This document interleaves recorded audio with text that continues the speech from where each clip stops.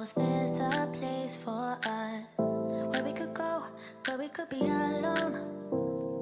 Between city lights, we don't have to hide. I wanna go, do you wanna follow? There's something in the air, I can't explain it, but it's there. Ain't nobody gonna find us in our secret love affair. I don't wanna have to hide no more, it shouldn't be unfair. I wanna go, and I wanna know, do you wanna follow? Baby, do you wanna follow? Come with me, do you wanna follow? Baby, can't you see that? I wanna go, and I wanna know, do you wanna follow? Baby, do you wanna follow? Come with me, do you wanna follow? Baby, can't you see that? I wanna go, and I wanna know, do you wanna follow? I can't understand why we can't hold hands, but they don't know what we have is real love. Aren't you sick and tired of having to hide? I know a place, do you wanna follow? There's something in the air, I can't explain it, but it's there. Ain't nobody gonna find us in our secret love affair. I don't wanna have to hide no more, it shouldn't be unfair. I wanna go, and I wanna know, do you wanna follow? Baby, do you wanna follow? Come with me, do you wanna follow? Baby, can't you see that? I wanna go, and I wanna know, do you wanna follow?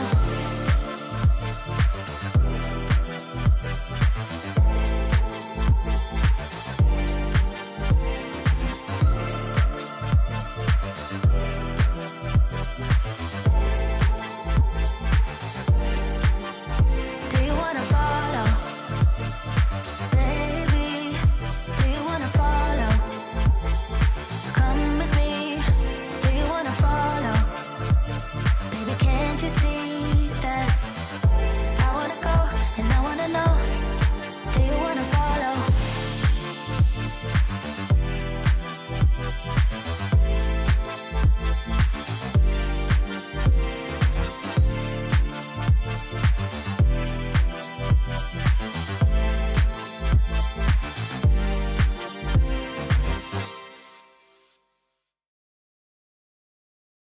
What's up, everybody? Welcome to Livestream. Oh, no, I meant to go to the room cam. There we go. I meant to go to the room. I like to spend a little time on the room cam before we get intimate, you know?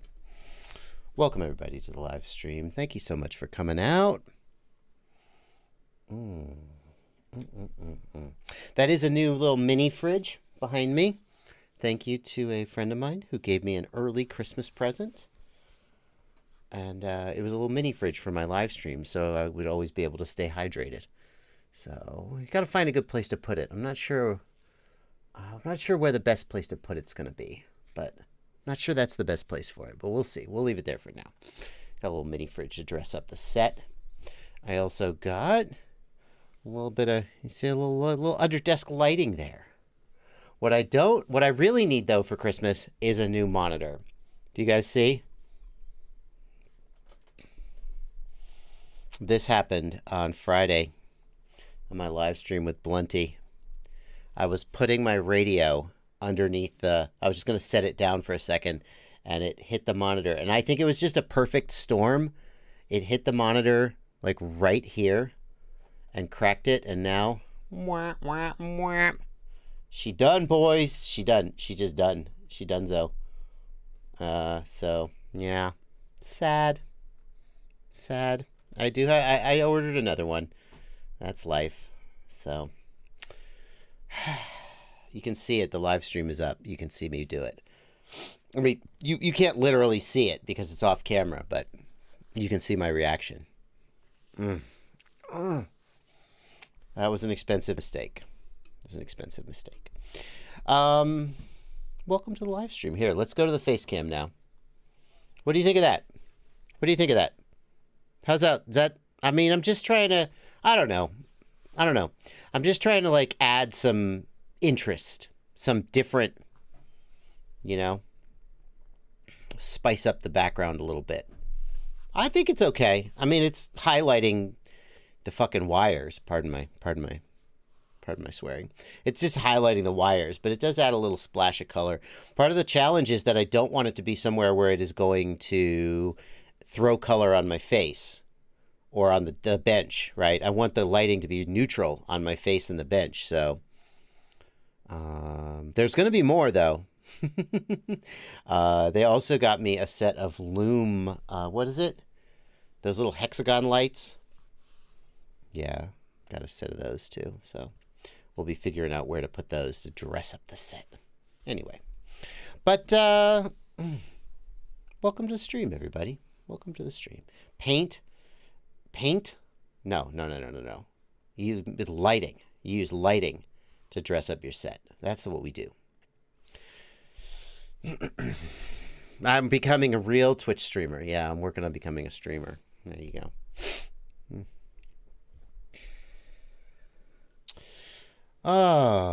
Welcome to the live stream, everybody. Very good to be with you this Sunday afternoon. It's rainy out there, unfortunately. That might be a little sunny. Might have cleared up a little. We're not going to be flying today, so we may as well sit in here and stream with each other. And what I'm going to do is I'm just going to take your questions. Oh, look at me. When did that? Oh, yeah, that's new. So, yeah. How do you like that? I got a virtual green screen. That's pretty good. Here's what I'm going to be doing. I'm going to be taking your questions. I'm going to be taking your questions here in the chat. If you have questions, go ahead, throw them down. I'll do my best to answer them. And if you want to make sure I get to your question, hit the $ right here and leave a super chat. That'll call your question out to the side, and I will be reading those a little later in the stream. I'll be reading the super chats.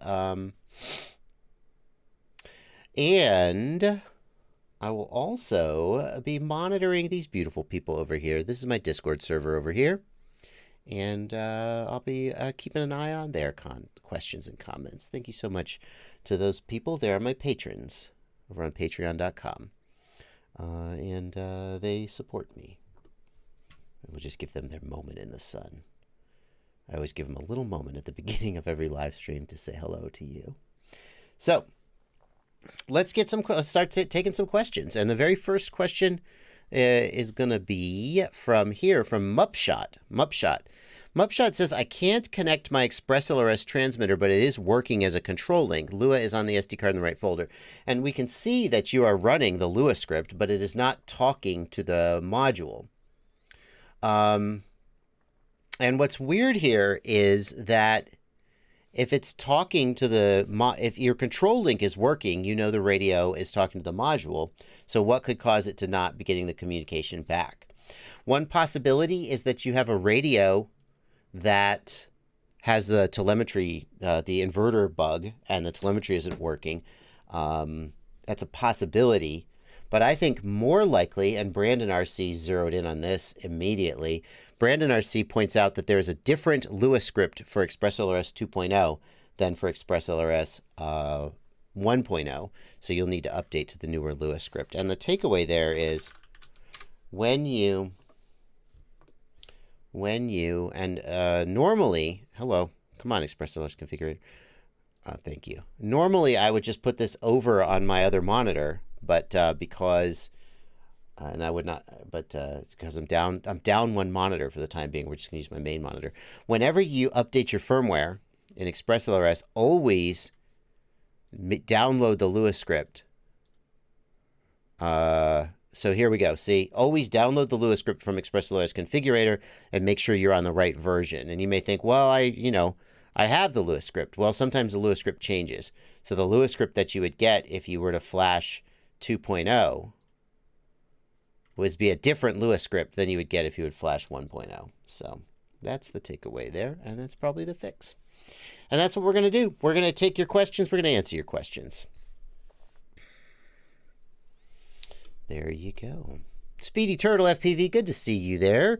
Speedy Turtle, the organizer of the Speedy Cares box, the Pay It Forward box. I made a little video about that. And after I made the video, apparently a whole lot of people signed up. And now Speedy has more people than he knows what to do with. Sorry, man. I don't know what you expected when you sent me the box and said, hey, do you want to do this? I mean, obviously, I'm going to make a video about it. And obviously, it's going to blow up because it's amazing. So, there you go. RDL asks in the YouTube chat, I'm in the European Union. How can I change my Ghost controller, my Ghost module from 100 milliwatts to 350 milliwatts? So Immersion RC Ghost can do up to 350 milliwatts, but in the EU it's limited to 100 milliwatts for presumably regulatory reasons. There is a tool that is given to trusted entities that can change your Ghost module from EU to FCC mode. It's not a hardware thing, it's a software fix, as you might have imagined. But Immersion RC does not make that tool available to the public. And this is an area where Immersion RC has historically differed from TBS. And it's worth calling out.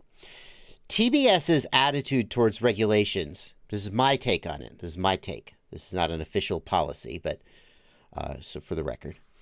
But TBS's attitude towards regulations has been that TBS will do just enough to keep the regulatory bodies from noticing and finding them or suing them or whatever they do, while still allowing users to break regulations if users choose to do it. So, when TBS ships you a Crossfire module, it is not region locked. And it is on you to set it to the correct region. And if you choose not to set it to the correct region, that's you breaking the rules, not TBS. And so far, that seems to work. It's the same with their VTXs. TBS doesn't sell a separate Unify VTX in the European Union that is locked to 25 milliwatts. They just sell you a VTX. It is locked at the time that you get it, and you may unlock it, and it is relatively trivial to unlock it, but that keeps the regulatory bodies happy, and it keeps the users happy. Immersion RC has taken a much more strict perspective, and this goes all the way back to the Immersion RC Tramp, that in the European Union, they sell them locked. And you would need, with the old Tramp VTXs, they had the wand, the NFC wand, the NFC, yeah, the near field wand. And there was a wand, a race director's wand that could change or unlock or lock a VTX. But it was not available to consumers. And basically, if you bought a Tramp in the European Union, it was locked and that was it. So Immersion RC carries this forward with the Ghost system. That if you buy it in the EU, it's locked. I actually don't know that for sure. I'm taking that based on your comment, but it's consistent with Immersion RC's previous behavior. And this is a tough one because as a consumer, most people don't give a crap about obeying regulations as long as they don't get fined or jail time or whatever. As long as they don't get slapped, they don't care. They just want their system to perform. So people in the EU are happy to run their VTXs at higher than 25 milliwatts, even though they're not supposed to. People in the EU are happy to do the FCC hack on their DJI systems and run them at higher than 25 milliwatts, even though they're not supposed to. And Immersion RC says, we are going to keep the regulators happy. We are going to be the good guys here. But it isn't necessarily what their customers would prefer. And there isn't really anything you can do about that. There is no hack that would convert your Ghost module from EU to FCC. I mean, if you were to get a hold of that tool that lets you change regions, that does exist, that Immersion RC has, then you could do it. But there isn't anything in the public. So there you go. And I don't know. Because, I don't think it's going to, what's the deal with RF regulations? It's about limiting interference and making sure that we don't have a tragedy of the commons situation where one bad actor ruins it for everybody. If there was one guy out there spamming the 2.4 gigahertz band with white noise, just broadcasting 10 watts of white noise, it would ruin it. Your Wi-Fi wouldn't work. Tracer, Ghost wouldn't work. All of these things that we do that are so useful to us would stop working. So there are people who say, F the regulations. The regulations are dumb. Who cares? And I don't feel that way. And some of that comes from having been an RF professional in my past life. That radio frequency doesn't work. It only takes one jerk to ruin it for everybody. And the regulations are how you prevent that from happening. So I don't think the regulations are just like, F the regulations. Because then we just wouldn't have usable RF systems, right? But on the flip side, are you hurting anybody when you transmit at 25 milliwatts versus 800 milliwatts on your VTX? You're probably not degrading anybody's experience. That's just an arbitrary place that the EU has drawn the line. And so that's a case where I don't think you're hurting anybody. And I wouldn't be, oh, you are such a bad person for doing that. How dare you? So there you go. There you go. Good discussion. Good discussion. Are Tramp VTXs better than Unify VTXs? Asks Epicness. Is there a difference? I mean, Immersion RC makes good VTXs. There's no doubt. A lot of racers in the EU love them. They're good VTXs. Are they better than Unify? Who knows? Who knows? Regulations should not be imposed by manufacturers, says Leo Ponce. That's a tough one, Leo, because regulators notice when manufacturers allow users to skirt the law or break the law. And it is easier for regulators to go after manufacturers than it is for them to go after individual users.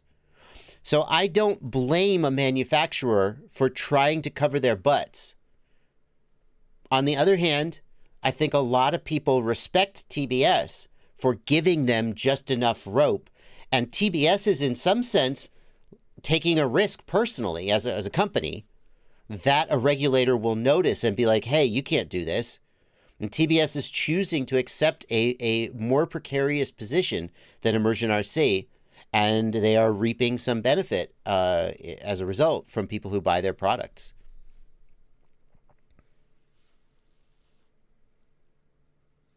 Anyway. How do you think the range of a 1 watt analog VTX and the DJI goggles at 700 milliwatt? Asks PDX FPV. That's a tough one, PDX FPV. My take is that DJI has approximately the same range as analog if you care about, like, let's say you're trying to fly proximity and you need, like, reasonably good latency and good image quality. DJI can remain usable much further out than analog is my personal opinion, because it will sort of hold the link and give you a blocky view that is flyable. But if you're trying to actually fly, I feel like DJI and analog are close to, maybe DJI has a little bit of an edge depending on how much breakup you're willing to accept. So I would think that 1 watt analog and 700 milliwatt DJI, the analog might have a small edge.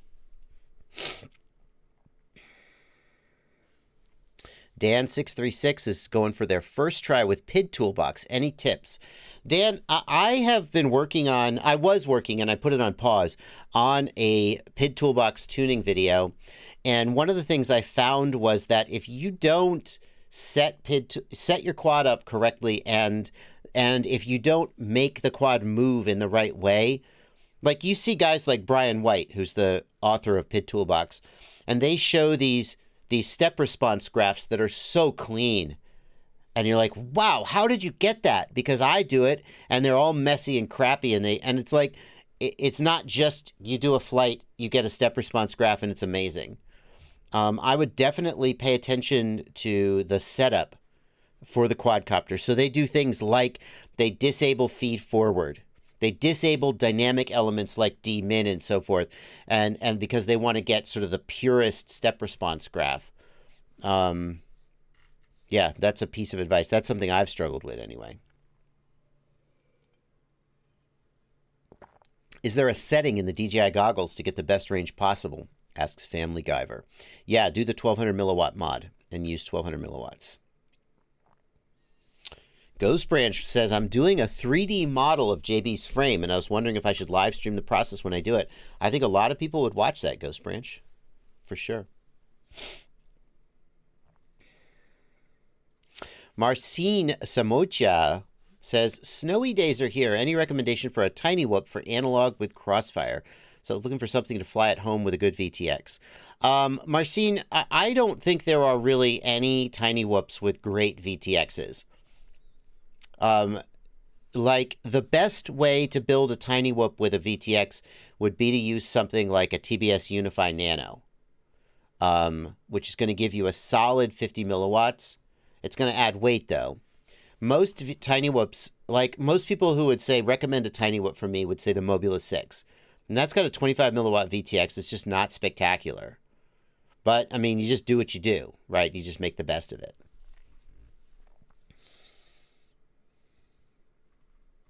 Let's get a couple of these super chats. We've had a ton of super chats come in. Thank you so much for your generosity, everybody. The first super chat is from Cali FPV. Thank you for a $5 super chat. When running a Caddx Vista or any digital build, is a capacitor really needed? I was under the impression they're used to clean up analog noise. Excellent question, Cali FPV. A capacitor is always helpful in cleaning up electrical noise. And although electrical noise is not as obvious when using a digital system like DJI, it does still have an effect. So yes, you absolutely still should use a capacitor even if you're using DJI, because what you'll get is you'll get reduced bit rate, basically, right? And it won't be as obvious to you because you don't actually see the speckles. You just sort of have slightly worse range. But absolutely, you still need to run a capacitor even when running on a Caddx Vista or a digital build. Now, if you're talking about a digital build like SharkBite HD0, there the breakup is way more like analog, and you will see a pattern of speckled, colored pixels on screen. And it's much more obvious. For DJI, it's not as obvious. The other advantage is the Caddx Vista, if you're powering it off of VBAT, you can fry the diodes on the TX and the RX lines, and what will happen is that your OSD will just stop working, and voltage spikes, a capacitor can protect against the voltage spikes that would do that. It's less likely if you're powering it off a regulator, but it's still possible. So,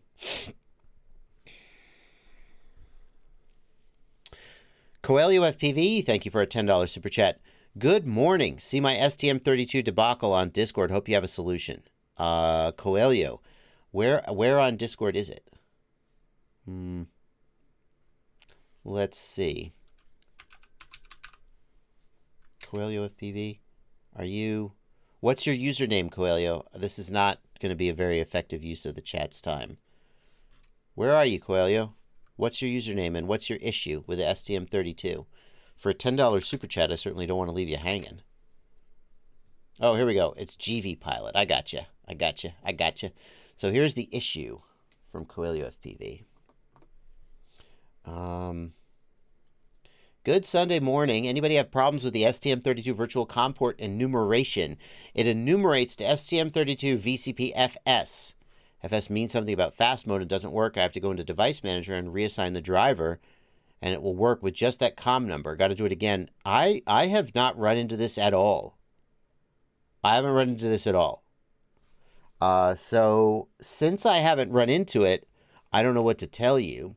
There have been situations in the past where Windows Update broke a driver and then everything was screwed up.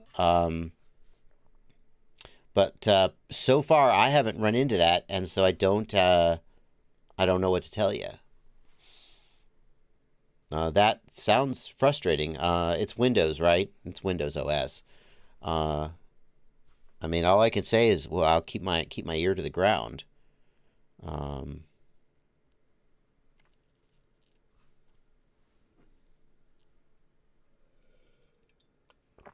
Joey Whitaker is suggesting you delete your COM ports and reinstall the driver. STM32 driver fixer, it starts it specifically fixed DFU mode, not the STM32 COM port though. People think Impulse RC driver fixer fixes everything, and it specifically fixes an issue with DFU mode. So it doesn't fix every problem.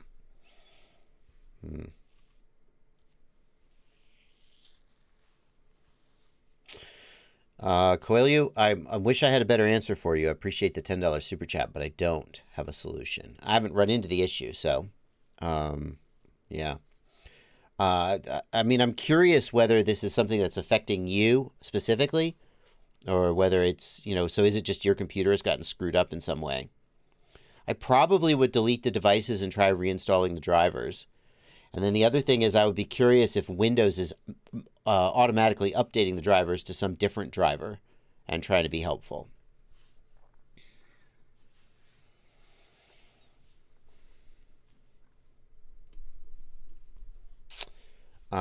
Jersey Droner's official channel. Thank you for a $5 super chat. SpeedyB stack does not work with the current version of BL Heli. Need a fix. SpeedyB should stop selling their stack until resolved. Yeah, Jersey Droners, we covered this. We made a PSA about this on the news last Tuesday. As far as we can tell, and I've gotten some more feedback since the news article went out. As far as I can tell, the issue is actually related to BL Heli 32.8, dot 32.8, whatever, and what's happening is that the SpeedyB and also people are telling me the Rush Racing stack is affected. Those two are specifically running this new version of BL Heli and are being affected by it. SpeedyB, I heard from somebody, SpeedyB has been sending new ESCs, and people have just been frying the new ESCs. I've heard reports from people who have gone through 2 or 3 replacement ESCs, and they're like, can you stop sending me ESCs that just explode? Somebody told me that SpeedyB was actually sending Hobbywing ESCs out as a replacement. I haven't verified that with SpeedyB, but yeah, don't, per the PSA on the news, for now at least, don't buy the SpeedyB stack or the SpeedyB ESC, or also I'm hearing some reports the Rush Racing is similarly affected. It's unclear why they're blowing up.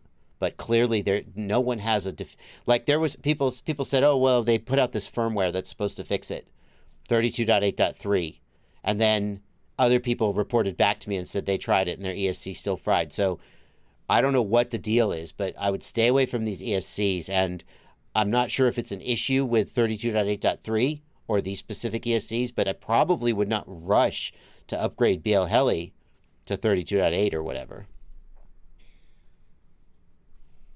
So,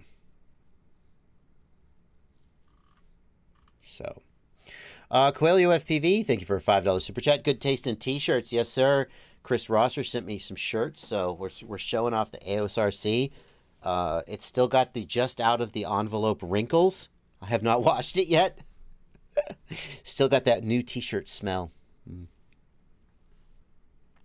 Sam FPV in the Discord wants to know, what's the deal with DJI FPV Goggle V2 antennas? Should we stick with stock, or is there something that's better for long range?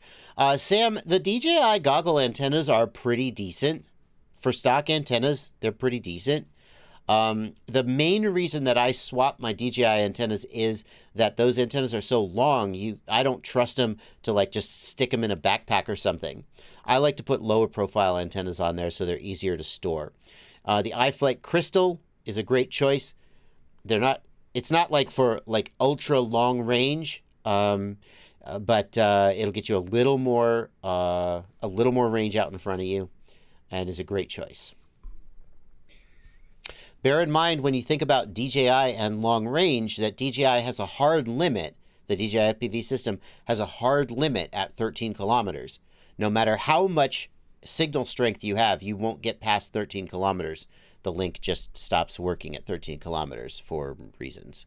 So that's how far you're going to go. James who? James, good to see you, man. Thank you for £5. Best transmitter to get my 12-year-old for Christmas. I run Crossfire, so maybe something that can take tracer. As always, James, it depends on your budget. The The the Jumper T12, some people like. For kids, it's a little smaller, the Jumper T12. I think it's got a JR bay, so you should be able to... Is it a JR or a micro? I guess it doesn't really matter. The Jumper T Lite is a decent budget radio. Like any of... It's down in the price range where some percentage of them are going to give people a bad experience due to hardware failure. But so far, enough people have had a good result with the Jumper T Lite that I still recommend it. You know, you just have to understand that if you buy a $60 or $80 radio, you're rolling the dice a little bit, and sometimes you're going to get unlucky. If you buy a $150 or a $200 radio, I feel like your chances of getting a dud are not zero, but significantly lower. So, Jumper T Lite or the Jumper T12 are two potential choices. If your budget goes up in the $150 or $200 range, James, in which case, you know, your 12-year-old's lucky. At that point, you have a much more robust selection. And it's a question like the TBS Tango 2, really great for a kid's hands. I think that it's going to fit a kid's hands better. And if you want to go with a bigger radio, now you're looking at stuff like the Radio Master T16 and so forth. Willpower FPV, thank you for $5 Canadian. Thanks for your reply about the Maytech with no battery voltage. I rolled back to 421 from 4211 and it started working. Whoa! That's really surprising. I mean, there's two things going on there, Willpower. If you flashed a different firmware version and your battery voltage started working, either you had something wrong with your config on 4211, and when you flashed, it reset the config and that fixed it, or there's some bug between 4210 and 4211, which seems so unlikely. But if you flash back to 4211 and it stops working again, that's surprising.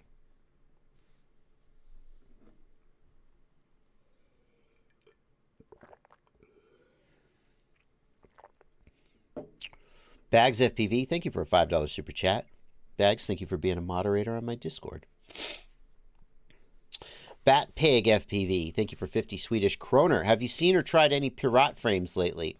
Bat Pig FPV, we did a Pirat frame in the new product roundup this month, which, by the way, I got to draw the winner. Oops. I got to get around to drawing the winner. When was I supposed to draw the winner to my giveaway? I do give away every single prize I promised to give away, for the record. It just takes me a minute to do it sometimes. When was I supposed to draw that winner? Jeez. What was the cutoff? Hang on, I'm going to find the cutoff for the giveaway and enter the giveaway. Go to. I'm not going to put this on screen because I don't want to risk. December 1st. Oh my God, we're 5 days late. Okay, hang on. Let me do this right now. I'm not going to put it on screen because I don't want to risk showing people's email addresses, you know, and then get in trouble. November, new product giveaway. Yes, that's the latest one. Let's draw the winner right now. The winner of a DJI Action camera. So I'm just going to have to describe to you what I'm doing.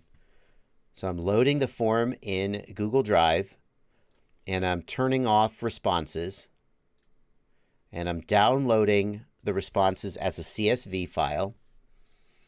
I'm opening the CSV file in Microsoft Excel, and the first thing I'm going to do is I'm going to go to the bottom, and I'm going to delete any entries that came in after the cutoff date.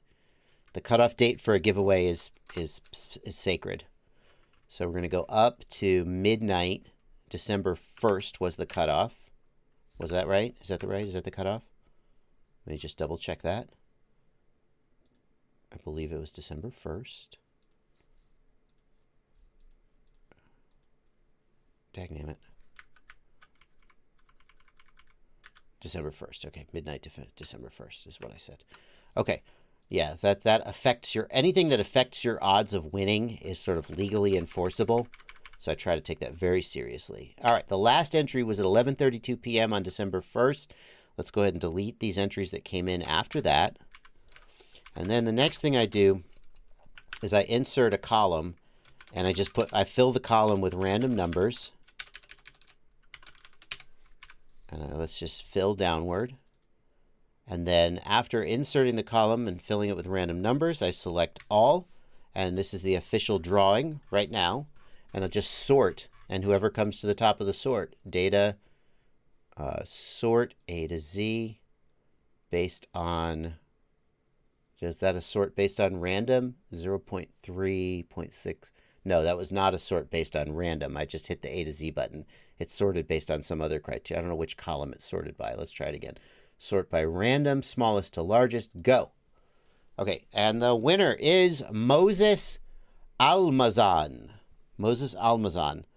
And now, the very next thing that I do, so hang on, let me grab that email so I don't lose it. The winner is Moses Almazan. Okay, I'll put that aside. Now, the very next thing that I do is I email Moses Almazan at the email address that Moses gave me when Moses entered the drawing, because I've had it happen in the past that someone emails me from mosesalmazan12347@gmail.com, which is an email account they just created. And they say, hello, my name is Moses. I am the winner. Please send me the prize. So I email them at the email address that they gave me. And anyone else who tries to claim the prize that doesn't come. Oh, no, that is my other address. That is my other winner. Yeah. Anyway, now I've drawn the winner. I'll go ahead and make that announcement real quick. Create. Well, anyway, I won't take your time doing that. I'll announce that at the end of the stream. But Moses Almazan, congratulations. It's only like 5 days late. It's only like 5 days late. I'm not going to say who was the winner when I accidentally sorted alphabetically, because that would just break somebody's heart. So, Moses Almazan. Yeah, I've had people try to do that. I've had people try and scam the prize before. I'm on to you. I'm on to you. Kiss Ultra. Crunked. What do I have to do to get a Kiss Ultra? I will buy one. I just need to find out when they're in stock. I want to try this. I want to try this Kiss Ultra. I want to try it side to side with the FetTech and see what's better. Take it easy, Ghost Branch. Fabio Pansera. Very good. Very good to see you, Fabio. Fabio Pansera is my editor, for anyone who doesn't know, and it's always good when he shows up for the stream. Hey, Fabio, look at my new lighting. Whoa, really tying the room together, isn't it?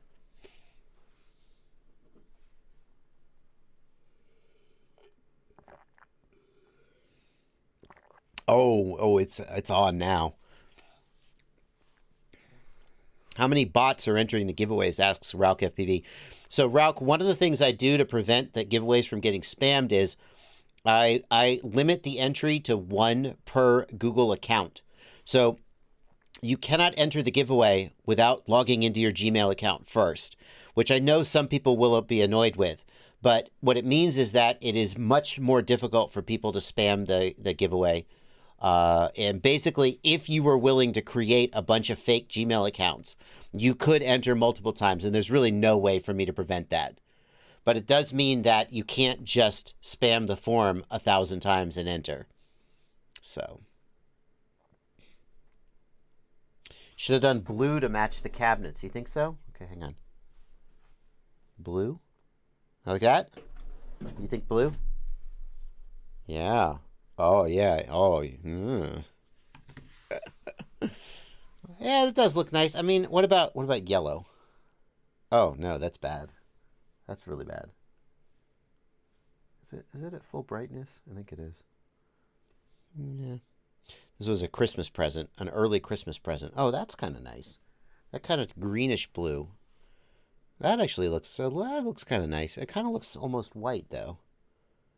Oh, that's pretty close to the cabinets.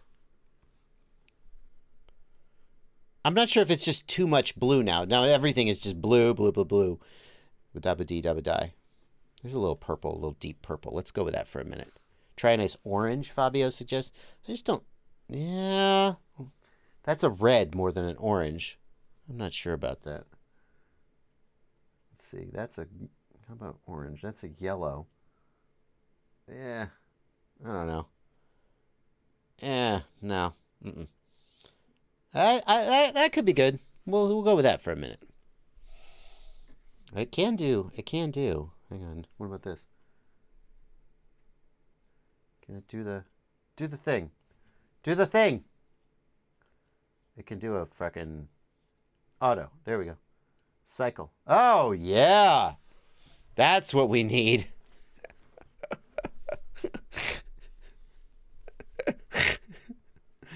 Oh. Yeah, I got to clean up the wires. I know. I was just messing with this before. Oh my God, that's so annoying. Can we not do that? Stop. All right, enough of that nonsense.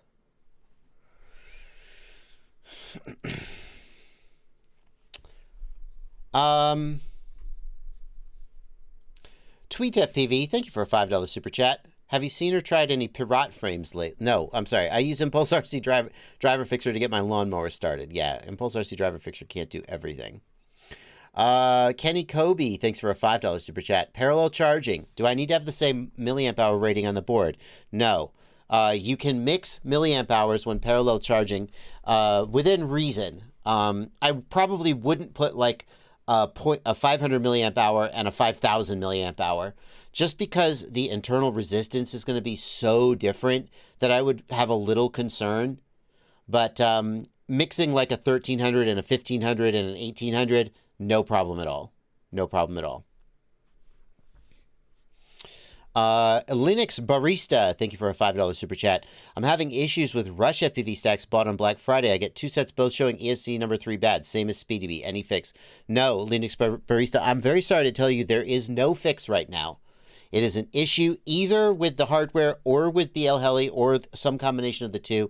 There is no fix. I would absolutely not fly those ESCs under any circumstances, because so many people, like, let's say you get a SpeedyBee ESC or a Rush ESC, these specific new ESCs that are having these problems with BL Heli 32.8.3 or 32.8.2. Let's say you get one that's working. Well, if you fly it, there's a fair chance it'll die and crash your quad, and then what? So no, I wouldn't do it. There isn't a fix, unfortunately. Miguel T, thank you for a $5 super chat. Is a 21 millimeter motor, 2300 kV on 6S with throttle scaling, that much different than the same motor, 1700 kV on 6S? Miguel, there definitely are differences between taking a high kV motor and using throttle scaling to lower its RPM. As I asked Ryan Harrell once, I said to Ryan, because people will run they'll run a 2400 kV motor on 6S with a 70% throttle limit, and that takes it down to roughly something like 1800. I mean, I haven't done the math, but something like 1800 kV, and it works. And I said, well, why don't we all just run 10,000 kV motors and have a 25% throttle limit, right? Why not? Part of the reason is the resolution of the signal, okay? If you've got, I don't know how many steps there are in a BL Heli, or like a D-Shot motor signal. Is it like 1024? Is it 4096? There's a finite number of steps in a D-Shot motor signal. And if you're running a throttle limit, you're reducing the resolution of the signal. So if you have a 50% throttle limit, you have 50% the resolution. You're just throwing away half the motor resolution. And to some degree, that isn't noticeable by humans in real life, but at a certain point it would be. So a good rule of thumb is not to go past about, let's say, a 65 or 70% throttle limit, was where you're going to start to get into situations where you might notice a difference. But most people aren't going to notice a difference going up to about a 65 or 70% throttle limit. The big difference is that the amount of current that the motor is going to need to change speed. So there's a relationship between torque and current. How much current does the motor need to pull to generate a certain amount of torque? Then if you think about it, everything a motor does is dependent on torque, right? When a motor goes from 0 RPMs to some other RPMs, it has to do that by generating torque, okay? And in order for a motor to keep spinning and resist drag and air resistance and friction in the bearings, It has to generate torque. So all of a motor's performance, in some sense, can be thought of as its ability to generate torque. The higher the kV of a motor, the more current it must pull in order to generate torque, which leads some people to say that high kV motors generate less torque, and that is not true. If you had a power supply that could provide unlimited current, then a high kV motor would generate just as much torque as a low kV motor. It just would draw more current to do it. Now, because our power supplies, in other words, our batteries, because they are not capable of generating unlimited current, you can get into situations where a high kV motor will generate less torque because it will load the battery harder. Okay?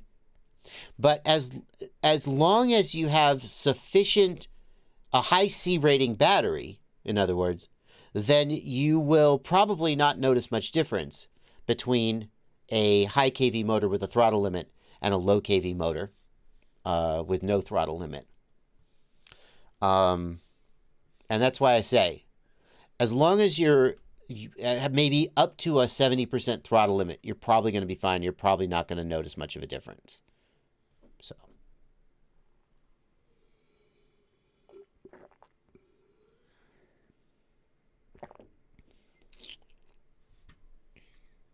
So then why don't we all just get 2400 kV motors and run a 60% throttle limit?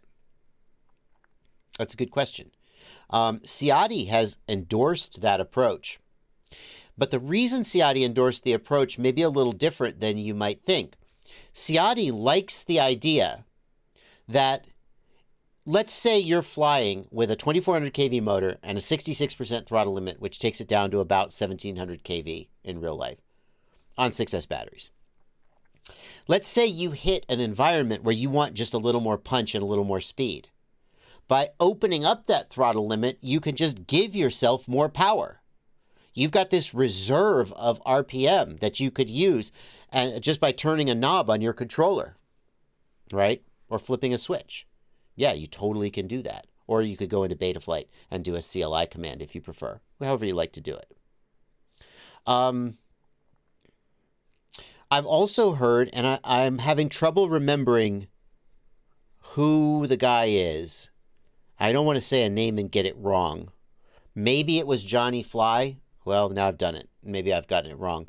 So, John, I apologize if it's not you. It's a racer on YouTube, and he says that it reduces your chances of frying an ESC if you run high kV with a throttle limit.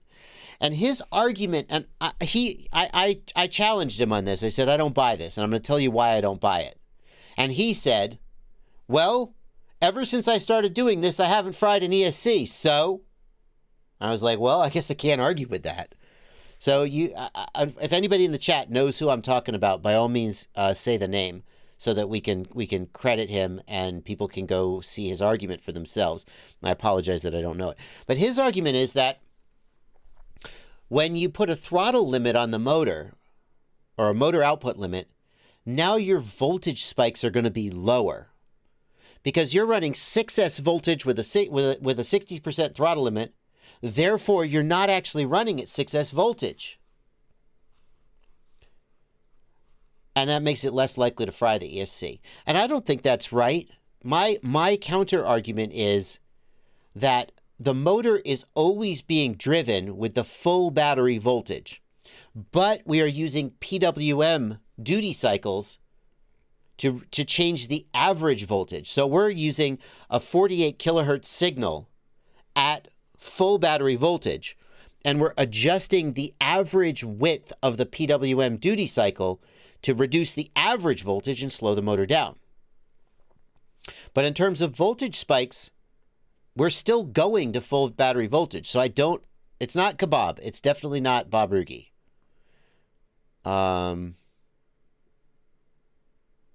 Yeah. I don't think that using a throttle limit like that reduces the voltage spikes. I don't think so. Because the motor's always running at full voltage. It's just how long is it at full voltage? So. That's my take. Anyway, he disagreed.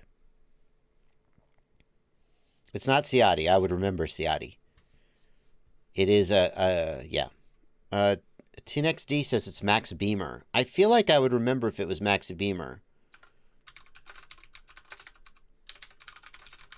I feel like his name, I mean, I guess it's somebody. Oh, I can't use this frickin'. No, stop. Well, I guess I would really need a video reference. I would really need a video reference.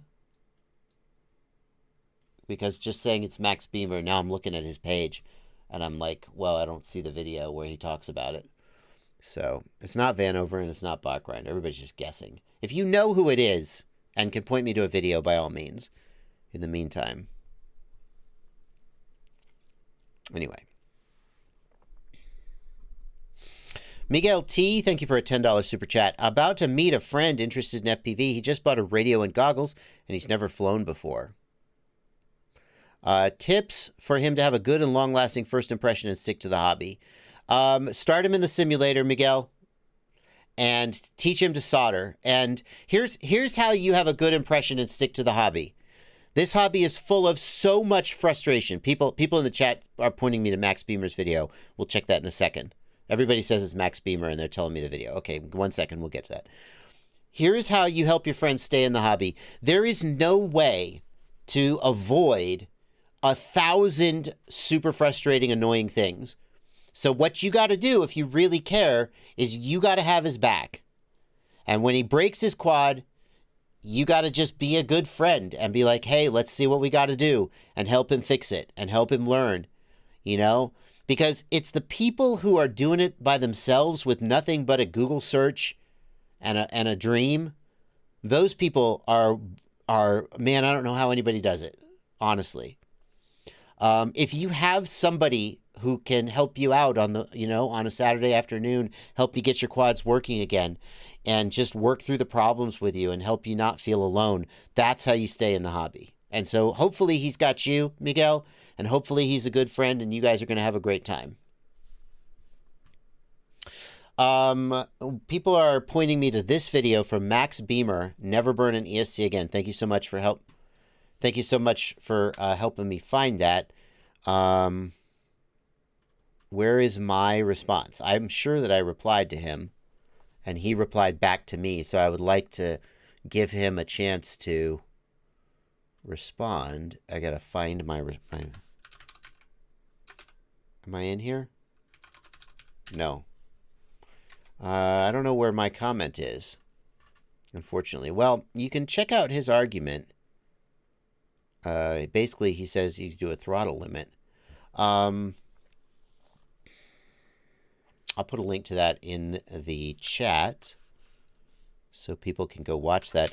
I will say though, I just don't think his argument is correct. I wish somebody like Ryan Harrell or Chris Rosser would weigh in and back me up, or tell me I'm wrong if I'm wrong. The motors are always running at full VBAT. It just limits the pulse width. And so I don't see how a throttle limit would reduce the size of voltage spikes. So maybe he's observing something that's true, which is that for some reason this reduces your fried ESCs. But I don't think, if it is true, I don't think it's for the reason that he says. But I could be wrong. So thank you, everybody, for pointing that out. And thanks, Max, for making content.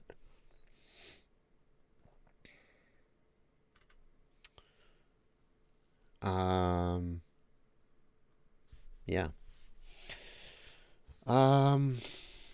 Great. We are caught up on Super Chats. Fantastic. Fantastic.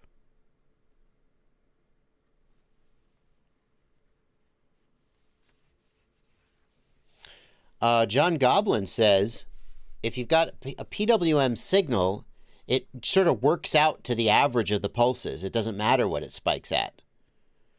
That's not entirely true, John. I mean, yes, there's some truth to that.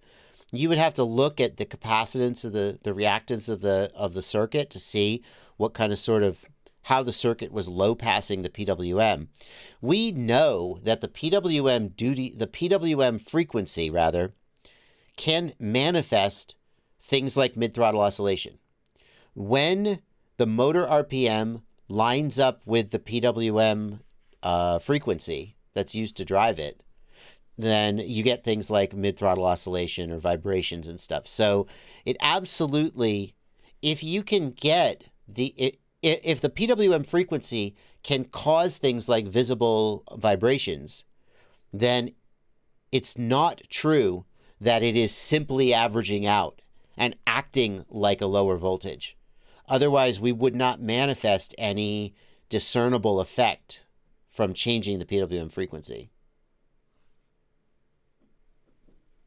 But yeah, but if Max Beamer is right, that's why he's right. If he's right, then what's happening is that the averaging effect of the circuit on the PWM signal is resulting in lower peak voltage.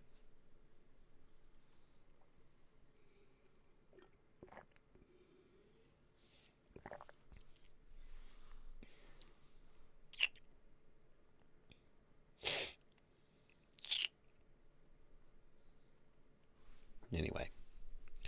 Are there good or bad bearings for motors, asks Brandon RC.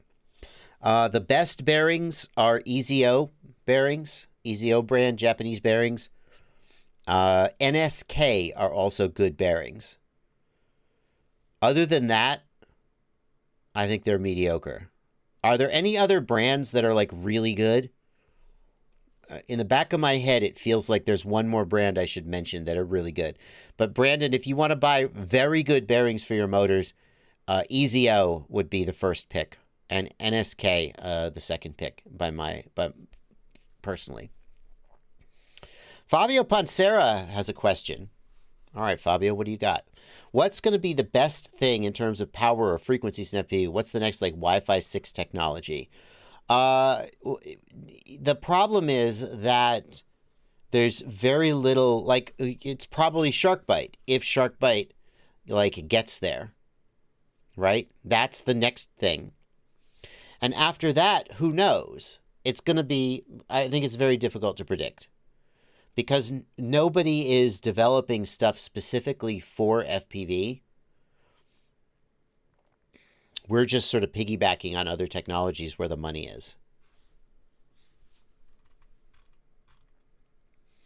Have you ever used high-speed bearing oil for your motor bearings? Asks Spiralize FPV.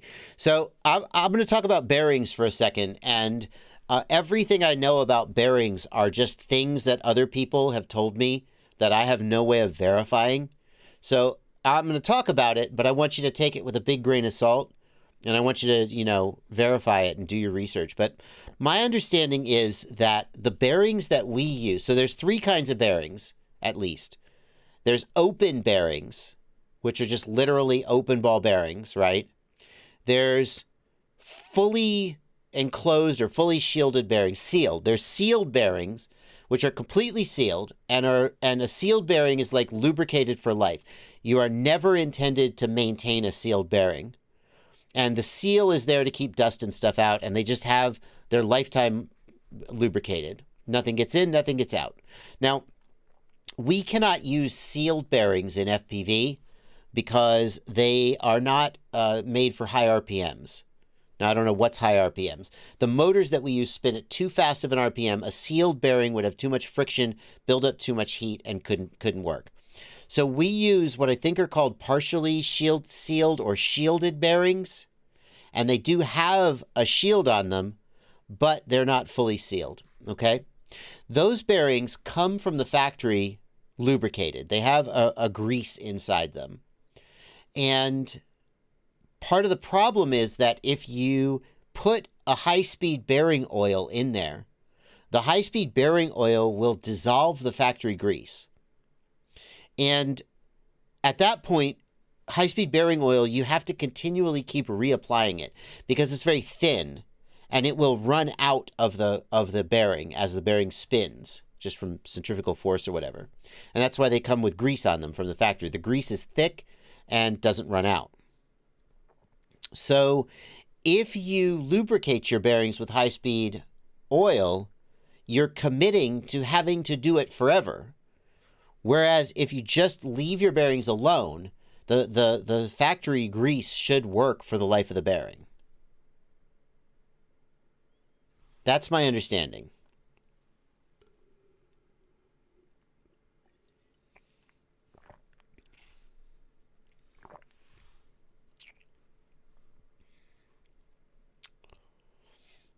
Now, we'll see if that's true. Over time, I suppose it's possible that that dirt would get in and the grease would wear out. Depends on how long your motors last. So if you have motors that are kind of gravelly and you put bearing oil in them and it helps, more power to you. But once you do that, you're kind of committing. I wouldn't rush to do that. Like if you have a brand new set of motors, don't put bearing oil on them, because it's just going to dissolve and eventually wash out the factory grease, and then you're going to have to do it forever. The other thing is, most people who oil their bearings don't do it correctly. Well, I say most. I don't know. Maybe that's not true. A lot of people who oil their bearings, they'll just like, bleep, they'll put a little dab of oil on the bearing, and that's it. The people I know who are like real, like skateboarders and rollerbladers and people who are like really serious about their bearings, what they'll do is they will soak the bearings like overnight in a plastic bag full of the oil with the oil in it. So it really soaks in. If you just like boop, put a little dab of oil on there, that's like, how is that going to go into the bearing? Like what's going to happen there? So I think a lot of people who think they're oiling their bearings, they're not really doing it right anyway. Now, ceramic bearings, Update FPV is asking about ceramic bearings. Ceramic bearings, Schizo, there was a Luminaire made a Schizo branded motor with ceramic bearings in it. Ceramic bearings are extremely smooth, but the problem with ceramic bearings is that they are not very shock resistant. And specifically, when ceramic bearings fail, they fail catastrophically. So a steel bearing, like with just ball bearings in it, you can get it where it's just a little rough. Maybe one of the balls is slightly deformed or something, and it's running a little rough, but you could still fly it. But a ceramic bearing, when they fail, they shatter, and now it's just shot. It's done. So there was only ever one motor that I know of that was sold with ceramic bearings, and that was Luminaire's Schizo motor. And there's a reason that we don't do that. They're super smooth, but when they break, they just are done. And I think that the durability of ceramic bearings may be lower than metal overall.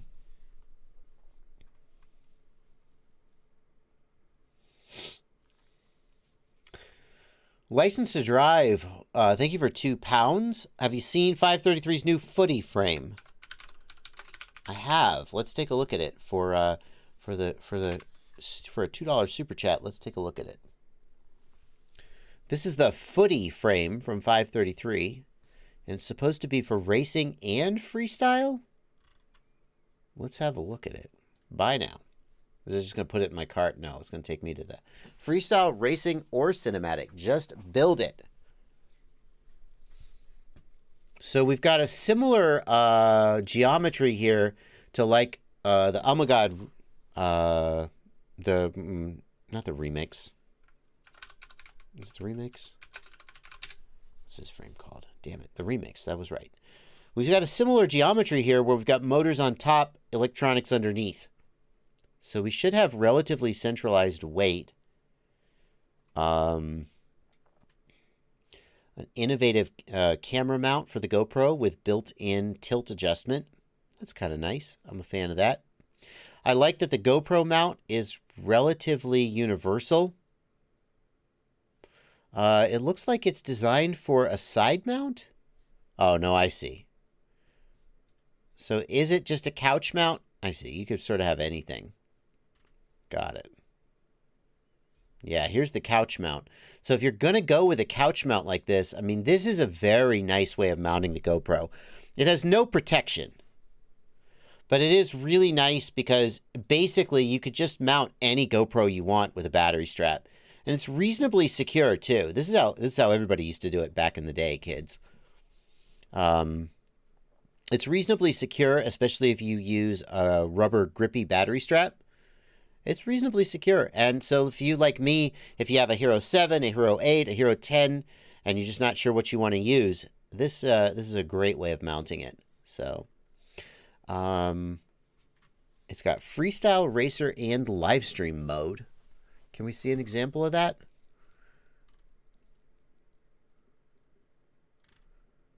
Yeah, all right, whatever. Build guide. How do you build it 3 different ways? It doesn't really say. Interesting. Just one frame for everything. It's cute. It's kind of weird looking. It's a little weird looking. I will say that. Cloud Duck FPV in the Discord wants to know, GoPro Hero 8, 10, or Action 2? What's the best overall action cam for FPV? Cloud Duck, the first thing is whichever one you can get insurance on, okay? So, like, my personal take right now is that the Hero 8 is the sweet spot in terms of money versus performance. If you're a professional who needs the best possible results, get the Hero 10. The Hero 10 is objectively, it's got a bigger sensor. It just has a really, really good image. But it's like $500. And you can get Hero 8s for around $300 and maybe a little less refurbished.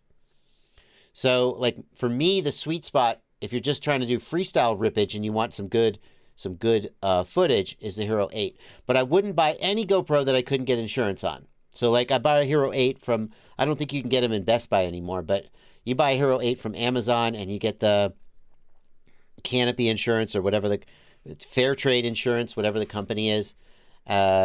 Great. That'll do it.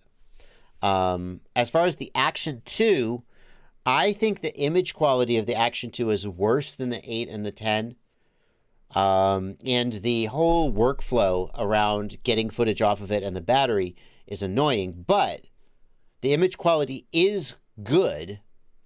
And the weight is obviously amazing. So you're going to decide how you feel about the Action 2 based on how much you prioritize the weight. Tyler Levitt, thank you for a $10 super chat. How would I remap my motors? I'm working on a new quad and I mounted the flight controller and ESC sideways and my motor numbers are off. Tyler Levitt,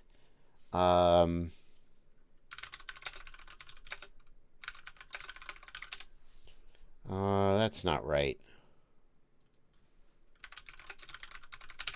There we go. So this is the video you need, Tyler Levitt. This is the video you need. Best Buy still sells the Hero 8. If Best Buy still sells the Hero 8, buy the Hero 8 and get the insurance on it. Here's the video you need, Tyler Levitt. Silk Freeway says, Steele says the Action 2 has better dynamic range than GoPro. I mean, Steele probably isn't talking out his ass there. Yeah, probably is not talking out his ass. There's a lot to a picture that other than just dynamic range. 661 FPV, that's a really good point. If you really, Tyler Levitt, want to remap your motors, you could try flashing to Betaflight 4.3. They have a wizard that does it for you. Yeah, I wondered if Fabio was going to jump in. So, Fabio Pansera is the guy who edits most of my videos.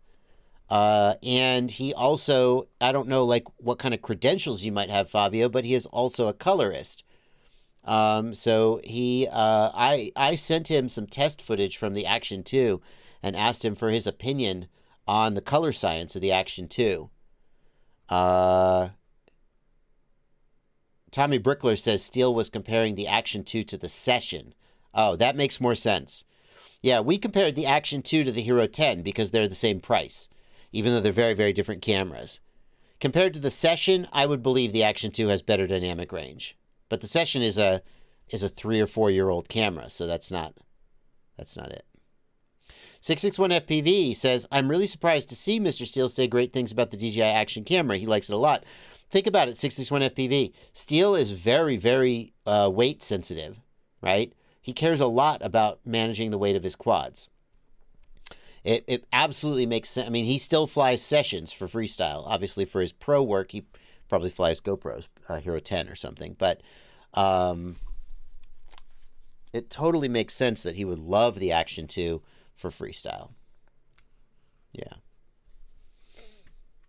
And I believe that the Action 2 would have better dynamic range than a Session.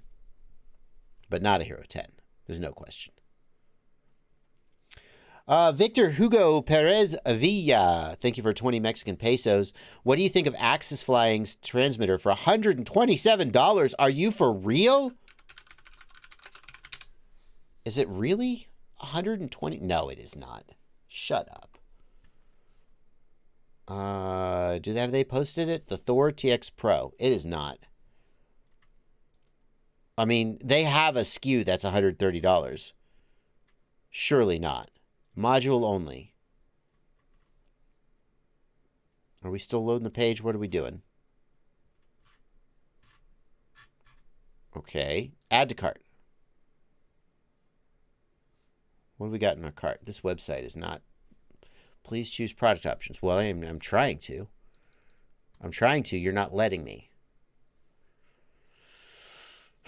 Let's reload the page. What form have I submitted? Let me call them up. Dear Axis Flying, your website. What's wrong with your website? Give me your website. Is it really $140 for the module?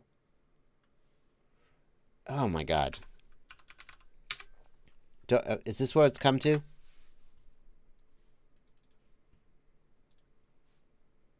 Is this what it's come to? Oh, yeah. No, stop. Do not. Do not sync. Do not. Okay, F you. Really, Axis Flying? Is this what it's come to? If your website doesn't work in Chrome, is it because I have some freaking plugin that's messing it up? What if I go into an incognito window and disable my plugins? Oh, it must be some plugin I have that's messing it up. Okay, well, F you. Module only. Oh, okay. Oh, are you for real? I mean, yeah. Let's see how that works out for you. I mean,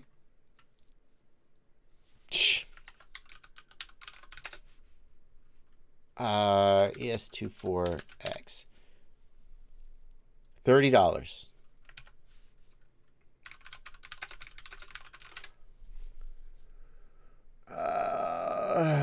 $25. Now, I see what Axis Flying is going for here. They're trying to, like, be the best. Like, Brandon RC is involved with ExpressLRS development, and Brandon is showing some photos here.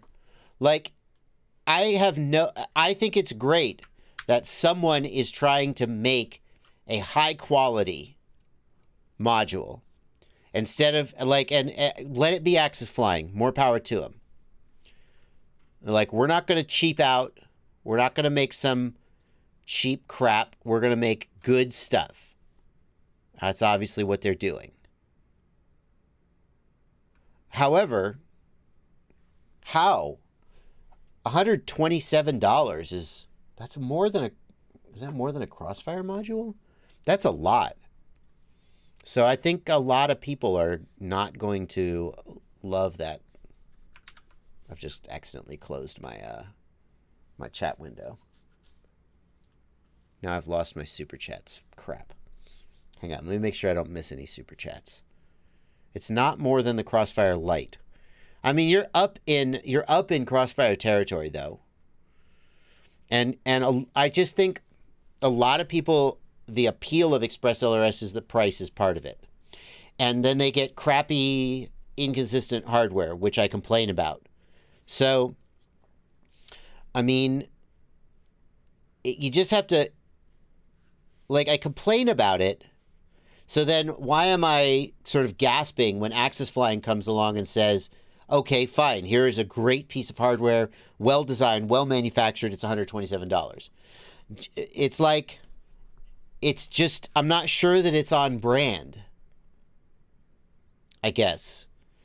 I'm curious how many people out there flying Express LRS are doing it, like, in large part because it's cheaper, and they just accept that the hardware is maybe kind of crappy sometimes. How many people out there who want to fly Express LRS and who aren't devs? I mean, devs, this'll be the module that all the devs will fly, perhaps, because it's like the best. How many people out there are going to pay $127 for an Express LRS module? That's a big ask. But it's, yeah. Brandon says they have a motion sensor with a TFT screen, power output calibration in real time. They're paying their own devs to write open source code for us. It's amazing. I think a lot of people are going to choke at the price. Let me get these super chats out of the way because I accidentally closed the chat window and now I'm going to lose them, so I don't want to do that. Chonk asks, what do you think of the Cinesplorer? That is the, thank you for a $2 super chat, Chonk. That is the Cinewhoop from FPV Cycle. I haven't tried it, but Ciati likes it a lot, and that means a lot to me. Jason, GMI Visuals, thanks for £2 from Great Britain, 2 Great Britain pounds. Foxeer Digisight V3 image looking good. The Foxeer Digisight on SharkBite does look good. Is that the V3? Is that a new one? Because the Digisight I tested, it was okay, but it wasn't as good as the RunCam HD0.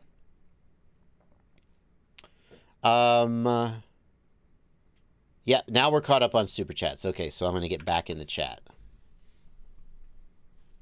Yeah, I mean, I just feel like I can have it both ways, Brandon. I think it's good for the Express LRS project that Axis Flying is making this investment. However, from the customer's perspective, I think a lot of people are going to be like $127 I could just buy Crossfire, which is a dumb argument because there are many, many reasons to choose Express LRS over Crossfire. Many reasons to choose Crossfire over Express LRS. There are many things other than price, but I think price is a big one that draws people to Express LRS, and this one is going to be, I think, a hard sell. So I think Axis has to be, what you're trying to do here, I'm trying to think of an analogy, and I'm not really coming up with one. What you're trying to do here is you're trying to take what has been seen as a budget brand, Express LRS, and move it into the premium territory and say, hey, professionals, this is what you want. Now, if you are a pro and you want to fly Express LRS, you don't have to risk crappy hardware failing and destroying your gear. The question is, how many of them are out there? I hope that Axis Flying is looking at the big picture, and this isn't intended so much as a moneymaker as a sort of... I think Axis Flying is trying to make a name for themselves as manufacturers, and this is going to show we can make the best Express LRS module. Now, what else can we do? It's going to be a sort of a feather in their cap. Anyway.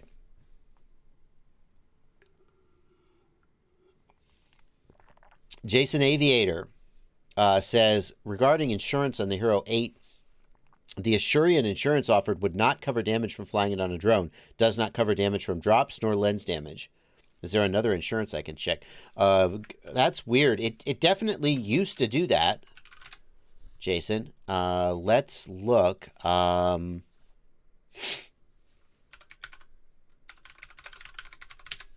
What about fair trade? Not fair trade. Digital camera insurance. Assurian used to cover drops, I guarantee. I'm not finding. I'm having trouble.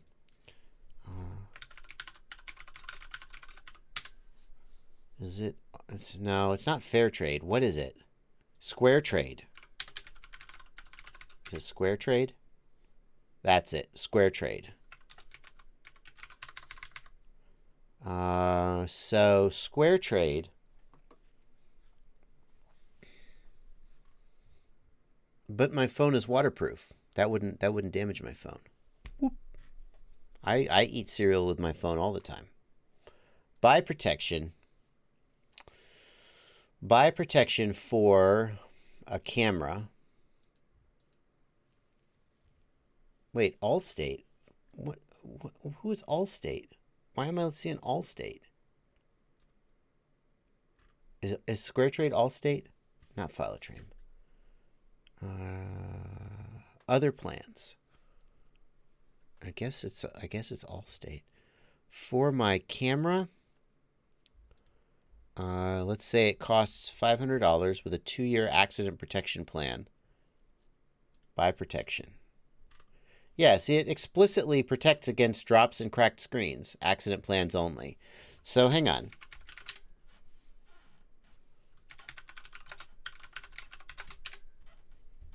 Asurion digital camera. I wonder if you were looking at the wrong protection. Electronics protection plan. I guess it's electronics. Let's see. What's covered? Drop, spills, and cracked screens. No. How about that? All right. Well, I wouldn't buy that. That did not used to be the case. So, Square Trade Insurance. Accident. So it looks like this Square Trade, which is now apparently Allstate B2B or whatever. It looks like this maybe covers accidents like drops and spills. That's what you want. So it looks like that's the one to go with. I wouldn't buy Asurion if they don't cover cracked screens. That's dumb. What? Of course that's what I want covered. They lost too much money finally. All right.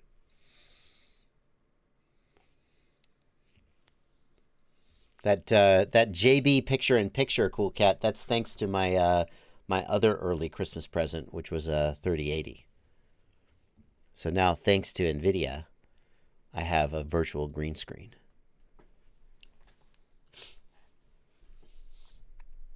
I mean, the 3080 is okay, but I do like the little mini fridge. The mini fridge is good too. So, all that stuff about insurance is specific to the United States. Obviously, rules may be different in the EU, where there are consumer protections that may not exist in the US.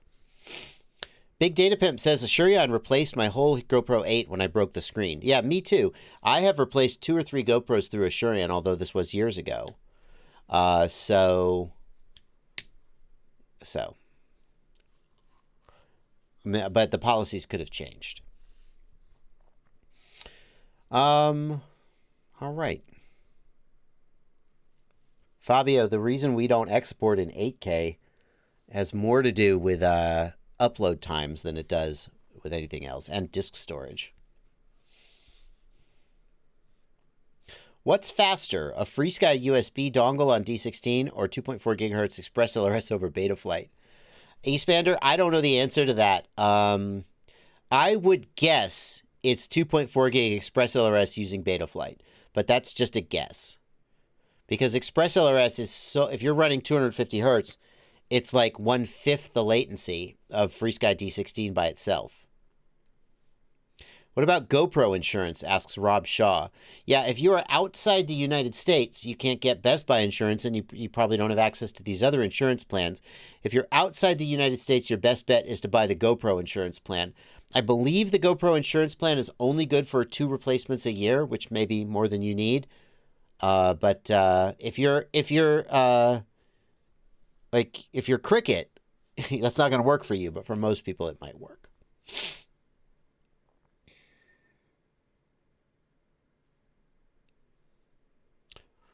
The GoPro subscription does cover cracks and damage and stuff. Lots of people go through those. Mike Bergman wants to know, is it odd to go through a 1-pound spool of solder in a year? Is that faster than average? Mike, that's faster than I go through it. Obviously, it just depends on how much you solder, though, man. I've had the same 1-pound roll since I bought it.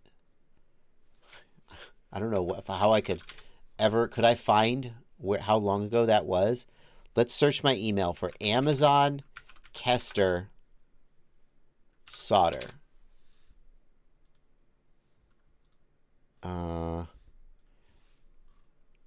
Kester solder.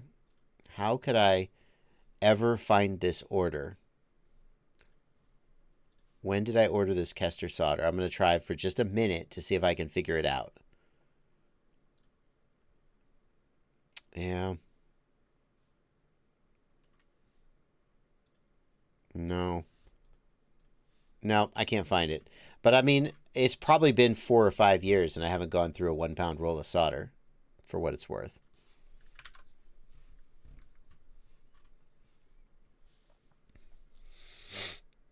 Yeah, I know. I know you can search past orders. I usually go to email. Let me try. I'm kind of curious. I don't 100% know that I bought it on Amazon.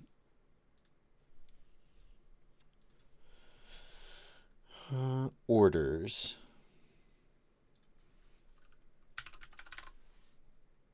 Kester.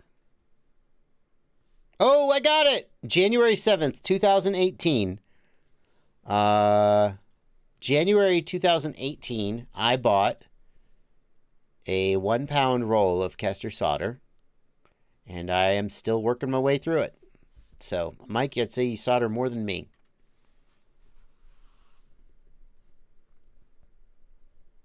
Kyle K says you should write a date on the next spool. The flux might go bad. Yeah, good point. Maybe so.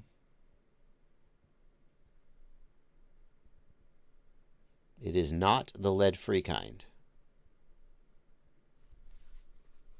Not mine. It's leaded, baby. Give me that lead. RC Addict in the YouTube chat says, I just got a TX16S. I updated to Edge TX. Is there a way to get the ExpressOS Lua to show up in a widget? There is no way to do that, RC Addict, at this time. The ExpressOS devs would have to turn it into a widget. However, I will tell you, here's what I've done.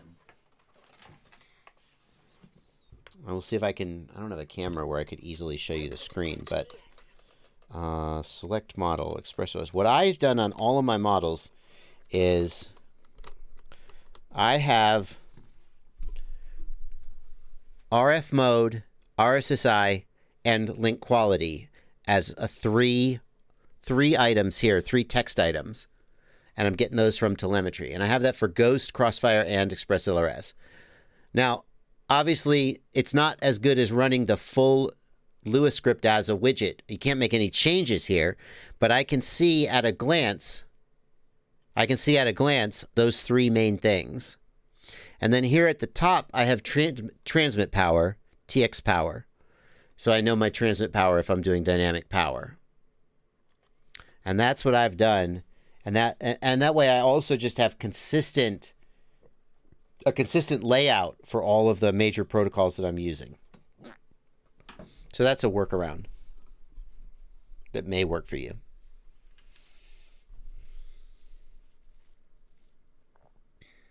Damn, that TX looks good, says Roland Pithmore. Yeah, buddy. Yeah, buddy. Got them. Why do you want the LED gimbals? No one sees them anyway. Yeah, I see them. I see them. I see them. Just turn the lights out. Oh, yeah. Oh, hey. Nice gimbals you got there.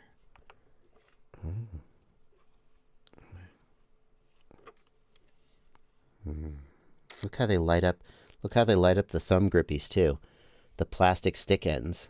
See how they make the stick ends glow? Oh, doesn't that look good? Oh yeah. See, look, you can see them glowing from the other side. Isn't that great? Thumb grippies. That look good. Why do you want LED gimbals? That's dumb. Shut up. You shut up. You know you want to. Yeah.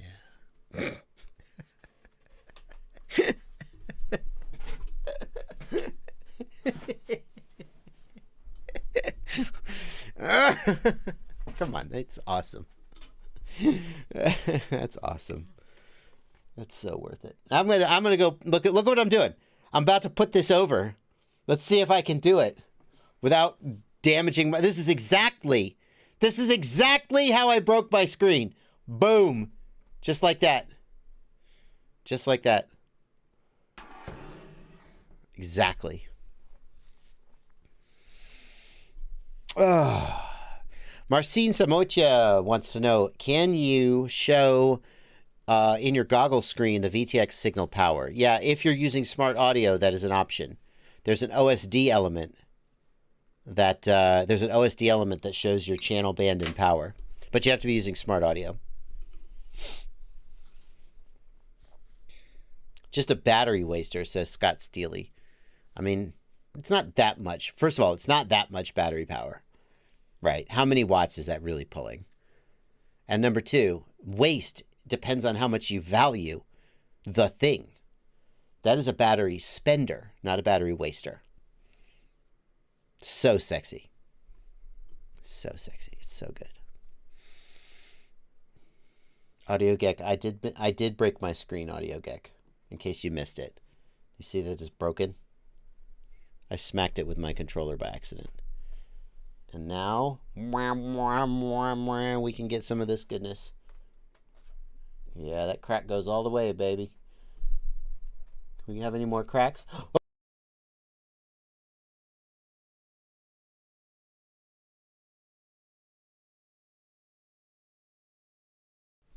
One second. Is the mic back? Oh, yeah. The microphone runs through that USB port, so when it's turned off, you lose the microphone. Yeah, unfortunately, now it's done. Kind of want to break it some more. See, look how durable that is. That didn't do anything. I'm literally stabbing it with a scissors and nothing is happening. I'm literally stabbing it with a scissors and nothing is happening. Like a little mark there, a little scratch. It must be because it was near the edge. I cannot believe I broke. Look how durable it is. Jesus Christ. Oh, can't believe it. Can't believe it broke. Anyway.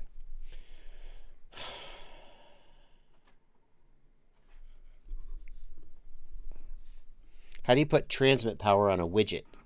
Ask 661FPV. It's really the same as you do all the other widgets, man. It's just a telemetry value. So I go in. I mean, you can't see it, unfortunately. Here, let's go to the face cam. You can't see it, unfortunately. I don't have my overhead camera set up. But I do set up widgets. And then the widget is... it's a text widget or a value widget. I'm sorry, it's value. And the source is the T-Power telemetry sensor. So Crossfire, Ghost, and Express LRS put the transmit power as a telemetry sensor. And you just make a widget that displays that telemetry sensor. It was sparking through the crack? Really? That's cool.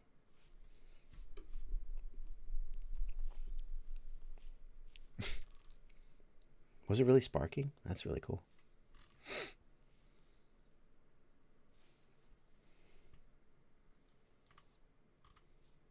Anyway.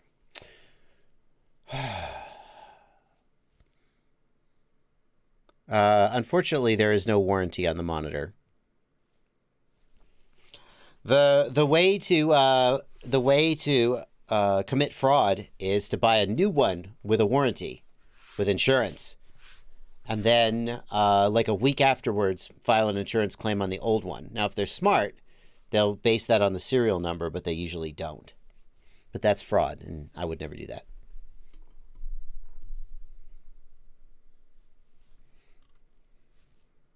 Alrighty. You can't electrocute yourself by stabbing a screen. That wouldn't happen. How do I get the flight pack voltage to show up as a widget? Matt Roach. Again, maybe I should make a video about this, how to set up widgets in Radio Master. I'm going to just do it. Again, I can't show you on screen because I'm not set up to show the screen right this second. I mean, I could be, but I'm not. But basically, what you do, let me switch models because this one's already set up. Let me go to my joystick model. So what you do is you hold down the telemetry button, which is this lower left button. Okay. Then you do, you click on the screen. So you're not setting up the top bar. And you set the screen layout. You guys can't see any of this. Once you've got the screen layout selected, you hit Set Up Widgets. And then you tap the widget position you want to set up. And you hit Select Widget. The widget is going to be a value widget. And the source for it is going to be a telemetry sensor.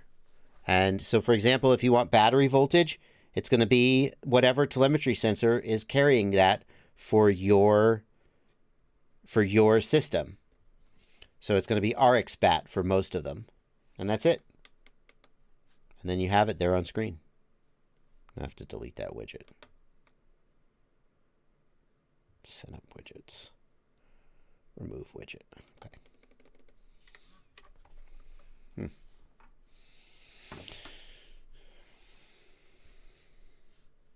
Like all of the widgets that I'm using are the value widgets, which are just reading things from telemetry.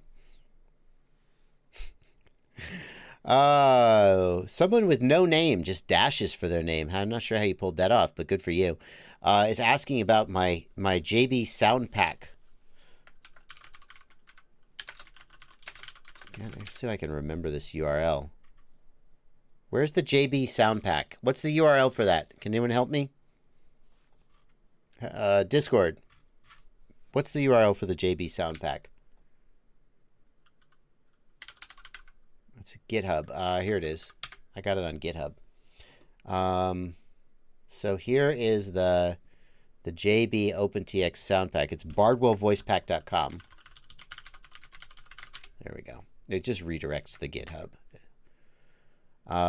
You can get there you go. You can get a JB sound pack if you want. EdgeTX widgets and OpenTX widgets are very similar right now. On EdgeTX, you can actually tap the screen. You could do the same thing in OpenTX just by using the scroll wheel.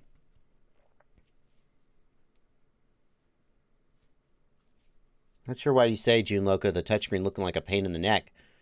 It's just another way to interface with the system.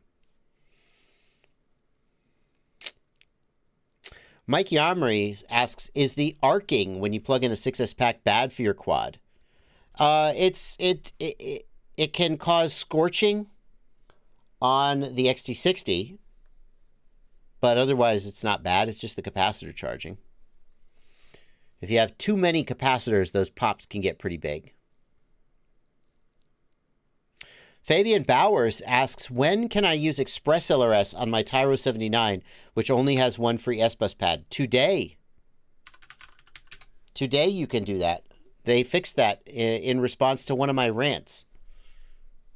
I believe it was Captain Bry who did the work. I don't want to misattribute anything.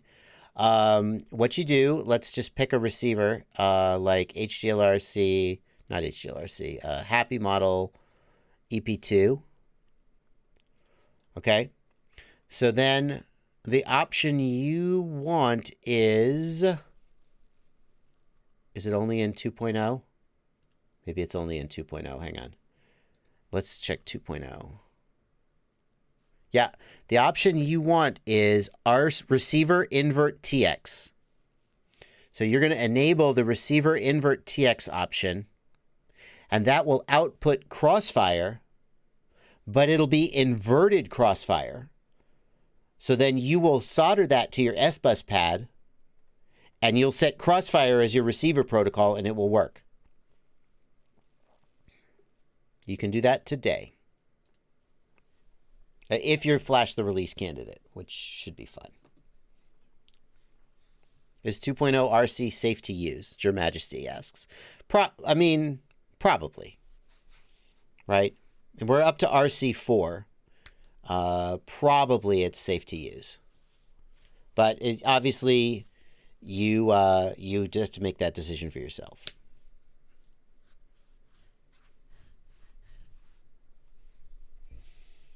How to touchscreen the Tango 2. Cannot do. How about a video about putting Express LRS on a Tango 2? Mike Bergman asks. Mike, there's no difference between putting Express LRS on a Tango 2 and anything else. You plug in the module. You set exterior module as Crossfire, just like you would on any radio, and then you download and install the Lua script, just like you would on any radio. So there's nothing specific there on the Tango 2. This is a thing that is understandable, but a little frustrating as a content creator. Everybody wants a tutorial on their exact hardware. And I mean, I get it. And I really try never to complain about people wanting content made. You know?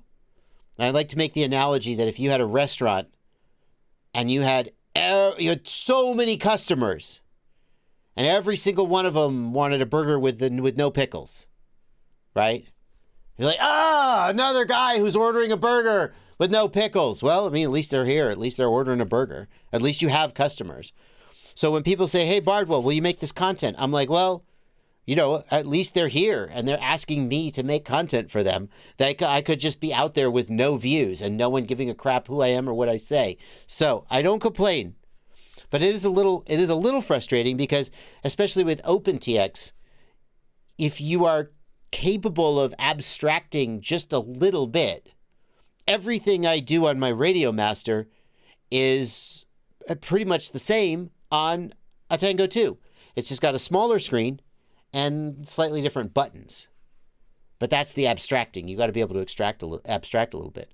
So I'm not going to make a setup guide for Express LRS on Tango 2, Mambo, Jumper T16, Radio Master, FreeSky. I'm not going to make a different setup guide for all these because it's going to be the same content. You just got to abstract a little bit.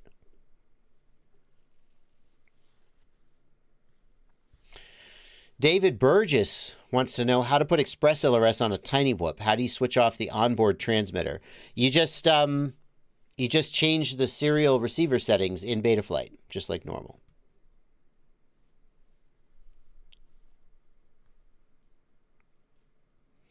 Mike Bergman says, I've only ever set up the Tango 2 through Agent X. That's why I asked. I see, Mike.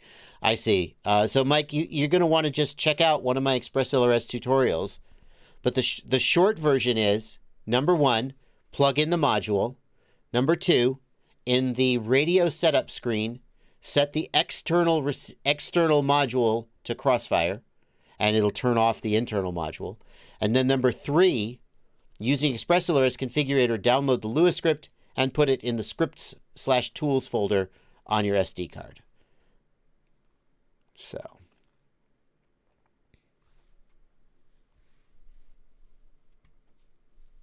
All right. Express LRS setup on your Spectrum IX20, asks Sync Happens. I know you're joking, Sync Happens. As soon as we start getting Express LRS modules with working screens, you actually could run Express LRS on an IX20. The only reason they can't, because they support Crossfire. The only reason they can't do it is because they don't run the Lua script.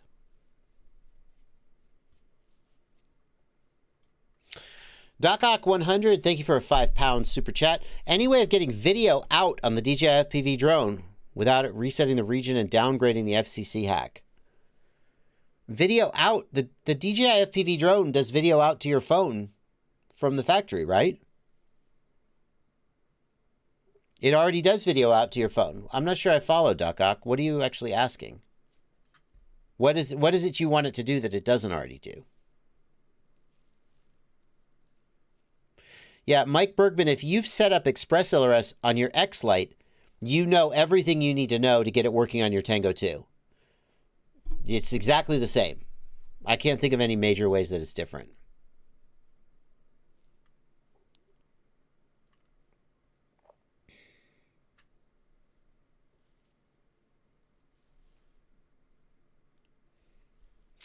$507RC says the DJI app resets your location. Oh, I see. When you connect to the phone to get the video out, it resets your region. I don't think the DigiView... Does the DigiView app work with the DJI FPV drone? I don't think it does. So I think you're boned on that one. I don't know a workaround for that, unfortunately. I think you're boned on that one.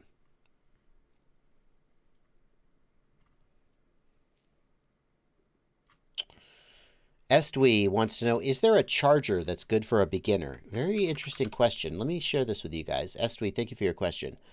Is there a charger that's good for a beginner? Where's this? Here we go. I'm working on a new updated LiPo charger roundup and got a short list here. Hang on, take Toolkit RC off the short list because I don't trust Toolkit RC these days. They're a little too sketchy. But for a beginner, I feel like the ISDT Q6 Nano at $35 is a really solid choice. I feel like that's a really solid choice. I'm actually working on updating my website, which is fpvknowitall.com. And I've got a section here on chargers. I actually submitted some edits. Let's see if they've been made. They have. So we've updated the DC input. I haven't finished the updates on the AC/DC yet, but we've updated this with all new chargers. Some of the ones that we were suggesting were out of stock, or there was a newer one that was maybe a little better. Wait. No, hang on. Some of this is not. Why is the Q8? That's an old listing. I'm not sure that's still right. Well, anyway. But the Q6 Nano would be my suggestion for just a rank beginner who needs to save a little money. It charges as fast as you could need and costs $35, which is a pretty good deal.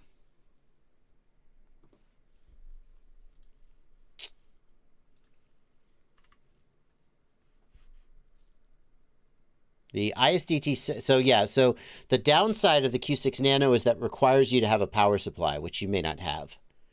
So the ISDT 608 AC is also a good choice for a beginner if you need a power supply. That would be my other pick. What about the Ultra Power UP6? So the Ultra Power UP6, the hesitation that let's go back to the spreadsheet. The hesitation that I have about the Ultra Power is just that ISDT. I think there's an ISDT that fits in there and is, I think, a more reputable brand. So, Ultra Power UP6 is oh golly, that's $180. So like $180.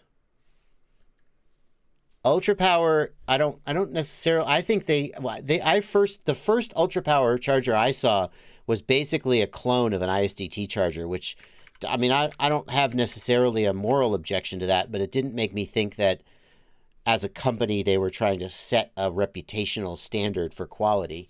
If the first thing they release is essentially a ripoff of an ISDT charger.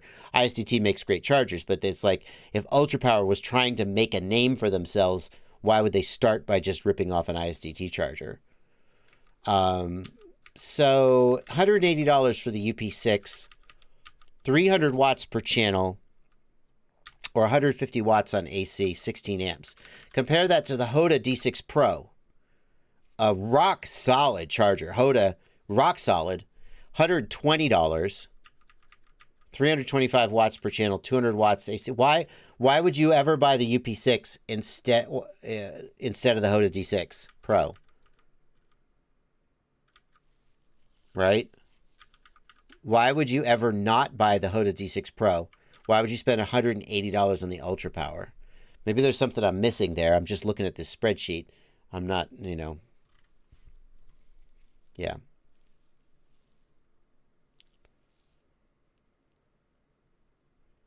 Yeah. Archimedes says the Q6 Nano is too loud for no reason. The fan is pretty loud. Kevin Summer, I have looked at the Hoda F6. So as you look at that spreadsheet, this was actually prepared by David Wallace, who's a guy who works on my website and helps me with various things. He prepped this research for me, and then I've been going through it. He actually passed on the F6, but I feel like where's the F6? That's the 4-channel one, isn't it? That's the Ultra Power S4AC. No, that's a 1S. Where's the F6? There we go. No, Toolkit RC-M4Q. That's not the one. Hoda F6. Yeah, I will be including the Hoda F6 as a 4-channel charger on the website once I get to... I think it's in there already. I will be including it. The F6 is if you want 4 channels, it's pretty good. I think not all of these edits have been made. Oh, maybe they have been. Where's the F6? Were these all AC/DC chargers? I see. These must have all been AC/DC chargers. I haven't gotten to the DC only. That's why it's not there yet.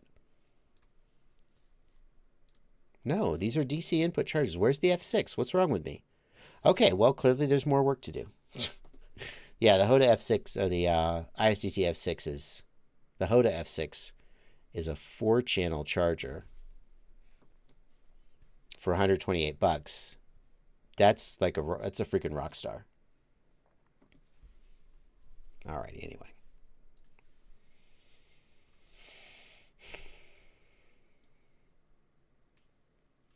Mike Curran says, I'm trying to bind the new Crossfire receiver with a new chip, got the latest firmware, and no luck. Try to sign up to use Agent M with no luck. So Mike Curran, what you need to do is you need to flash it using TBS Agent M. First flash the module using TBS Agent M. You say you tried to sign up to use TBS Agent M. I don't know if I understand. I guess you need a login to do it. That's a little weird. Why do you need to sign in? Anyway, yeah, so you need to flash it with Agent M. That's the workaround. If you tried to sign up and it didn't work, you got to contact TBS tech support. That's the only thing I could say. They're having some crazy issues right now. It's unfortunate. How about the ISDT Air 8?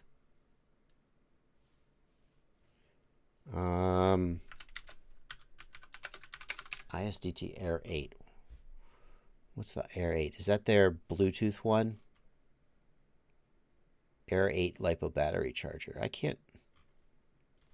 Is it one word? Where is their... I don't even... Do they still make that? Air 8. Meet Bat Air Technology. I think this is their... I don't know. What is this? That's new. Yeah, what even is this? This thing that plugs into your balance port that basically makes it BatGo compatible, I suppose. That doesn't really... I'm not sure I really understand the appeal. It supports new smart battery app connection. So I'm going to put this thing... am I going to have one of these? I saw a video demonstrating this. I didn't really understand it. Am I going to have one of these for every battery plugged into the balance lead and just sitting there? That's dumb. Why would I do that? And then it's going to uniquely identify my battery. And then when I charge, it'll like automatically know how to charge. I don't know. That's just how much... Yeah, Bat Air plug-in 6S. I'm going to pay $5 extra per battery to put this thing on my balance lead. That's going to be dangling around and smashed and broken. To what end? So that I don't have to manually tell my charger how many milliamp hours so I get some stats about my batteries? I don't know what problem you're trying to solve here. That actually, it's wireless. I can, on my phone, I can like start charging. I guess that's kind of cool. I'm just not going to plug this $5 dongle into my battery and leave it there. I have, let's say I have 20 batteries, right? It's a lot of money just to, I don't know. I don't see it. Some people must think it's pretty cool.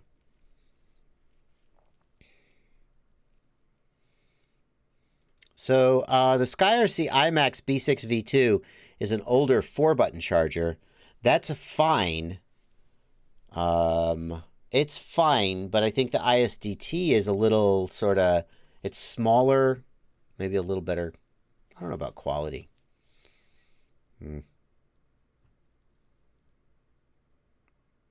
How do you feel about the Get FPV QAS 5-inch JB RTF with FreeSky?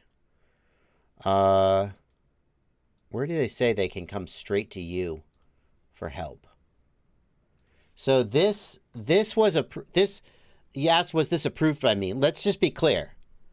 This is a QAVS JB Edition frame being used in a ready-to-fly freestyle quadcopter. I don't have anything to do with this ready-to-fly freestyle quadcopter. Get FPV decided to make a ready-to-fly freestyle quadcopter and use my frame in it. And I was, sure, more power to you. I don't have anything to do with this bind and fly, though. That's all Luminaire. I appreciate that there is some potential for confusion here. I did request that they not name this the JB bind and fly freestyle quad. I was like, that's not what it is. And they said, well, what if we I said, it is the QAVS JB Edition frame. So if you want to call it the QAVS JB frame freestyle build, sure, that's what it is. But I don't have anything to do with this bind and fly as, obviously these aren't the parts that I pick for my build. It's just my signature frame. So, yeah.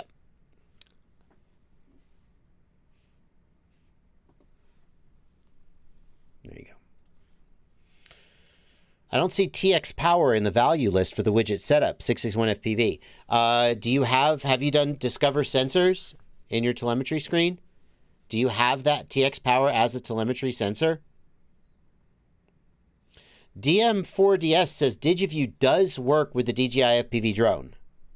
So going back to the question from DocOck100, DocOck, if DigiView works, then you can use the DigiView app. Go to fpvout.com and use the DigiView app to get video out. And that's the answer to your question, DocOck.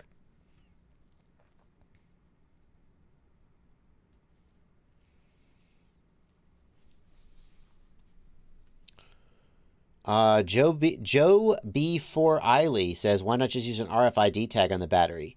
Joe, there have been RFID-based systems where you swipe the battery. That has existed in the past. For all I think Venom made it. I can't remember, but that is a thing that someone has done. Oh my gosh, it's 2 minutes to 3. Well, the stream is almost over. I've been having so much fun, I barely even noticed. Aaron Ciotti is going to be streaming at 3 p.m. and he started posting a link to his Q&A. So if you want to keep the good vibes going, keep streaming, and check him out after I go off the air. We're going to start wrapping up here, though.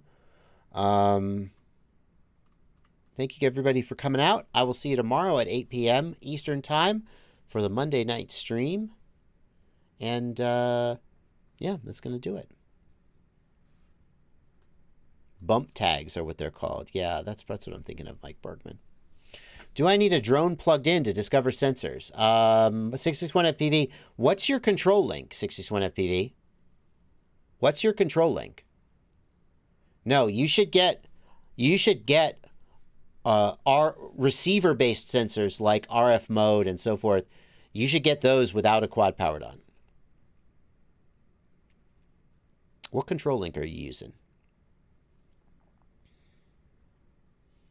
Express LRS. So, like, 661 FPV, if you go to the telemetry screen with your module turned on and discover new sensors, you absolutely should see TX power and other RF-based sensors coming straight from the module. Hang on. 3 p.m. Hold on. Sorry, Ciotti, I'm going to run 1 minute long just trying to help. When you flashed, did you flash